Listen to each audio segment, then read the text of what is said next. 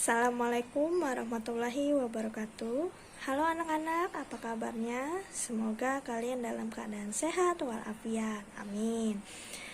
Nah, pada mata pelajaran otomatisasi tata kelola kepegawaian kelas 12, pada bab pertama ini akan dibahas tentang penghargaan bagi pegawai.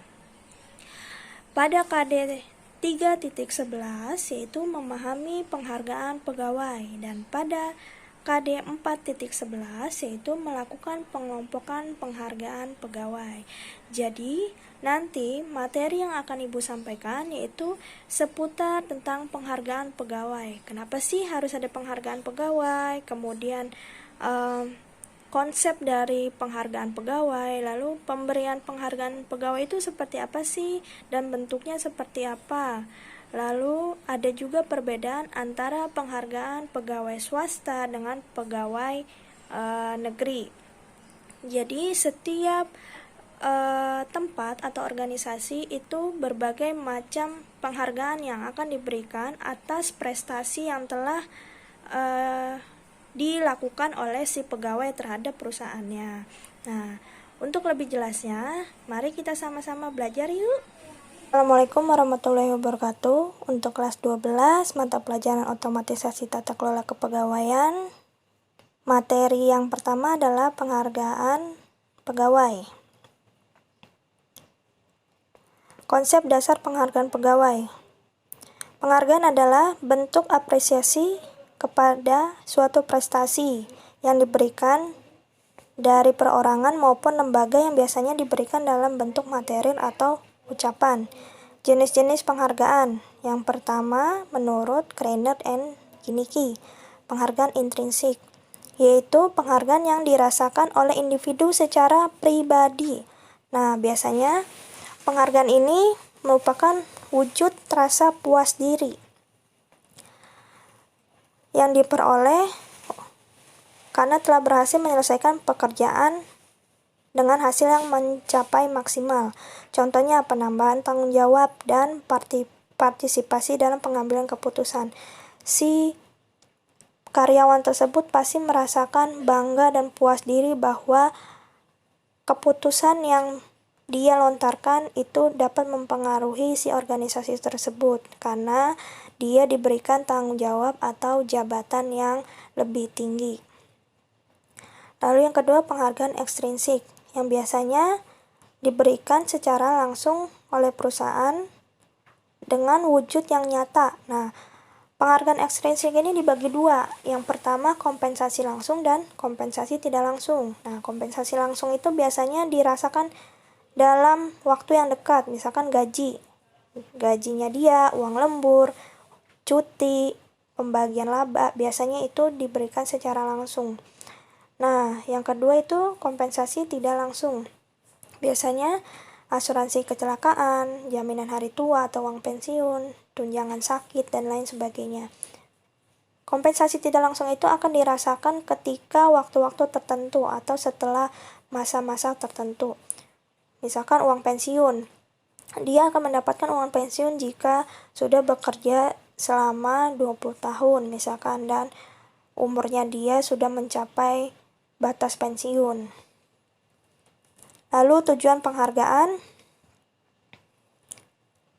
adanya ikatan kerjasama antara si perusahaan dan karyawan. Yang kedua, kepuasan kerja. Pemberian penghargaan akan membuat merasa terpenuhinya kebutuhan fisik, status sosial, maupun apapun secara puas dalam bekerja, karena dia akan merasa puas jika segala sesuatunya itu terpenuhi. Lalu adanya motivasi yang diberikan agar kinerja pegawainya itu secara tiap hari akan meningkat. Lalu pengadaan efektif. Dan yang terakhir adanya disiplin. Nah, jika penghargaan itu secara besar dan rutin diberikan, maka si karyawan tersebut akan selalu disiplin dalam mengerjakan tugasnya, menyelesaikan segala tugas-tugas deadline-nya.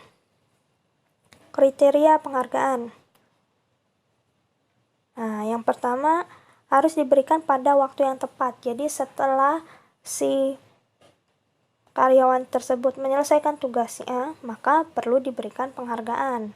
Jangan sebelum pekerjaan itu selesai. Jadi harus selesai dulu pekerjaannya, lalu dilakukan penilaian, baru setelah itu diberikan penghargaan. Yang kedua, dampak penghargaan dirasakan dalam jangka panjang. Jadi penghargaan yang didapatkan itu akan membekas dalam pikirannya, wah, saya pernah mendapatkan penghargaan. Jadi dia selalu mengingat bahwa dia mendapatkan sesuatu kebanggaan dari perusahaannya. Yang ketiga, penghargaan cukup besar memiliki dampak. Jadi dampaknya itu si karyawan stabil dalam melakukan pekerjaannya, bahkan cenderung meningkat atau semakin hari semakin naik, semakin baik pekerjaannya. Dimensi penghargaan. Ada isi pekerjaan, yaitu pekerjaan apa aja yang perlu dilakukan, lalu gajinya berapa, lalu ada promosi. Promosi itu kenaikan jabatan yang ditawarkan, lalu pengakuan, diterima dan diakui oleh seluruh karyawan dan pemimpin perusahaan, lalu ada keuntungan yang diperoleh di masa tuanya, jaminan kesehatannya juga itu merupakan keuntungan bagi si karyawan tersebut. Pemberian penghargaan kepada pegawai.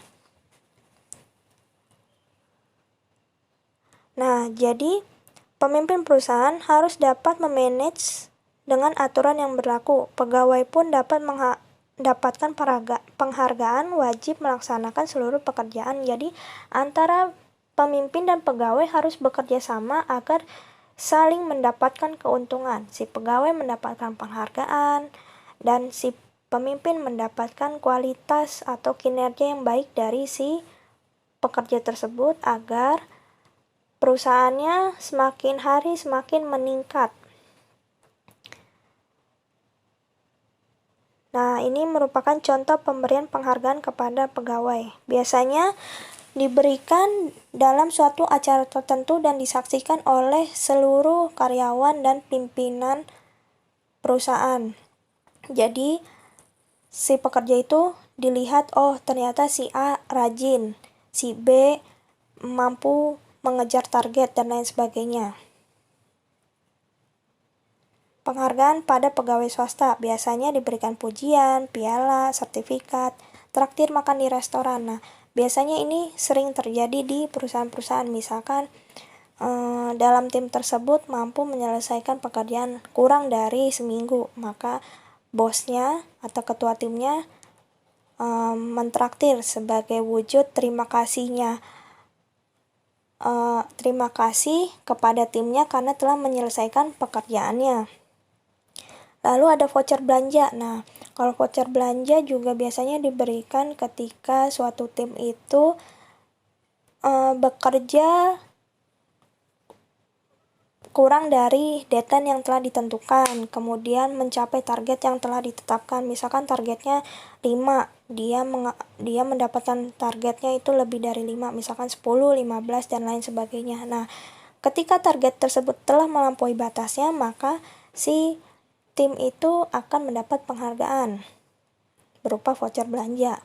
Lalu ada pelatihan seminar, tiket liburan, menempatkan foto pegawai di area perusahaan, dan juga memberikan hadiah yang bernilai setelah si pekerja itu bekerja sudah lama. Misalkan diberikan emas, mobil, uang, dan lain sebagainya. Penghargaan pada pegawai negeri biasanya diberikan beberapa tunjangan. Lalu jika sudah lama berkarir, lebih dari 10 tahun, 20 tahun, dan 30 tahun, maka diberikan penghargaan bernama Satya Lancana Karya Satya yang diberikan langsung oleh Presiden Republik Indonesia. Lalu ada asuransi kesehatan, jaminan hari tua, uang duka wafat, dan taperum. Nah, taperum ini berupa uang muka pembelian rumah yang diberikan kepada PNS untuk meningkatkan kesejahteraan agar memiliki rumah yang layak. Nah, berikut ini adalah contoh penghargaan pegawai negeri dan penghargaan pegawai swasta. Kalau penghargaan pegawai negeri itu biasanya diberikan langsung oleh si Presiden Republik Indonesia dan ditandatangani oleh Presiden. Sedangkan penghargaan pegawai swasta biasanya diberikan oleh Presiden Direktur atau manajernya atau pemimpin perusahaan yang memegang kekuasaan di perusahaan tersebut. Jadi bedanya kalau PNS itu diberikan langsung oleh Presiden Republik Indonesia, kalau penghargaan pegawai swasta itu biasanya diberikan oleh si pemimpin perusahaan. Gimana? Kalian sudah menyaksikan video yang telah Ibu buat untuk kalian? Nah, itu adalah materi-materi pada bab pertama pada mata pelajaran otomatisasi tata kelola kepegawaian. Jika di antara kalian ada yang tidak paham, silahkan kontak ke Ibu atau nanti kita berdiskusi langsung di Google Classroom atau di grup WhatsApp yang telah kita buat. Kemudian, untuk materi selanjutnya nanti akan Ibu share di Google Classroom, kemudian di grup WhatsApp dengan metode video yang akan Ibu jelaskan juga dari materi-materi selanjutnya. Oke, sampai sini dulu pertemuan kita pada hari ini. Cukup sekian. Assalamualaikum warahmatullahi wabarakatuh.